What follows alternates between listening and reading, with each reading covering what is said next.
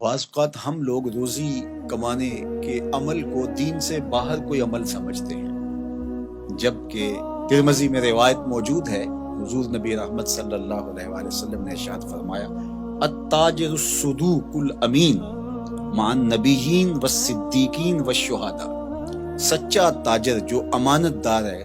وہ نبیوں کے ساتھ، صدیقوں کے ساتھ اور شہیدوں کے ساتھ ہوگا، اور جو محنت مزدوری کر کے کماتا ہے الکاسب و حبیب اللہ، جو کسب کرتا ہے، محنت کرتا ہے، مزدوری کرتا ہے، کتنا بڑا اعزاز ہے کہ اللہ کا حبیب قرار پائے۔ تو رزق کمانا یہ ہمارے دین میں عین عبادت ہے۔ اللہ کے محبوب علیہ السلام نے ایک موقع پہ ارشاد فرمایا ما ودع فی امرہ فہی صدقہ، جو کمائی کر کے لا کے تو بیوی کے منہ میں رکھتا ہے، لقمہ ڈالتا ہے، فرمایا وہ بھی صدقہ ہے، اس کا بھی تجھے صدقے کا ثواب نصیب ہوتا ہے۔ سورہ الجمعہ اٹھائیے،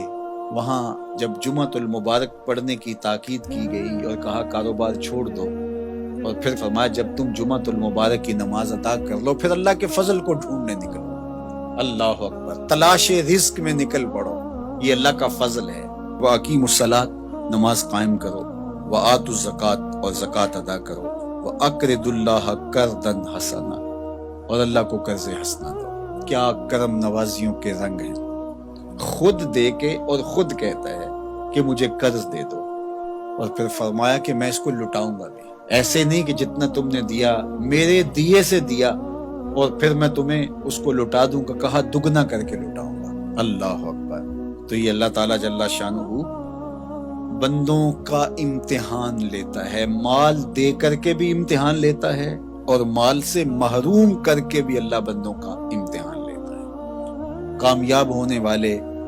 جب محرومی مال ہوتی ہے پھر بھی کامیاب ہوتے ہیں،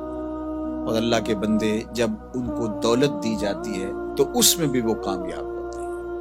اور جو ناکام لوگ ہوتے ہیں وہ کسی حالت کے اندر بھی خوش نہیں ہوتے۔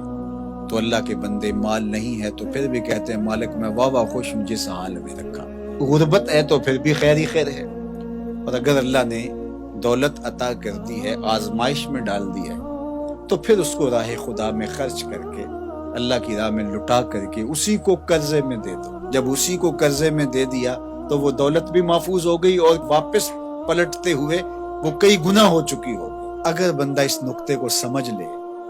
تو کبھی بھی وہ راہ خدا میں دیتے ہوئے پریشان نہیں ہوگا کہ یہ تو میں اللہ کو دے رہا ہوں، قرضے میں دے رہا ہوں، اور اس کا وعدہ ہے کہ میں لٹاؤں گا ضرور، اور اللہ کے وعدے سچے ہوتے ہیں۔ اللہ اکبر۔ تو جن لوگوں نے اس اللہ کے وعدے پر یقین کیا اور پھر اس کی راہ میں بانٹا، وہ کبھی بھی مسکین نہیں ہوئے، کبھی بھی غریب نہیں ہوئے۔ وَمَا تُقَدِّمُوا لِأَنفُسِكُم مِّن خَيْرٍ تَجِدُوهُ عِندَ اللَّهِ، جو تم بلائی آگے بھیجو گے، جو نیکی آگے بھیجو گے، اللہ کے ہاں اس کو پالو گے۔ کوئی بھی نیکی، صدقہ ہے، خیرات ہے، زکوٰۃ ہے، سجدہ ہے، قیام ہے، دکھی کی مدد ہے، حتیٰ کہ کسی کو مسکرا کے ملنا بھی ہے،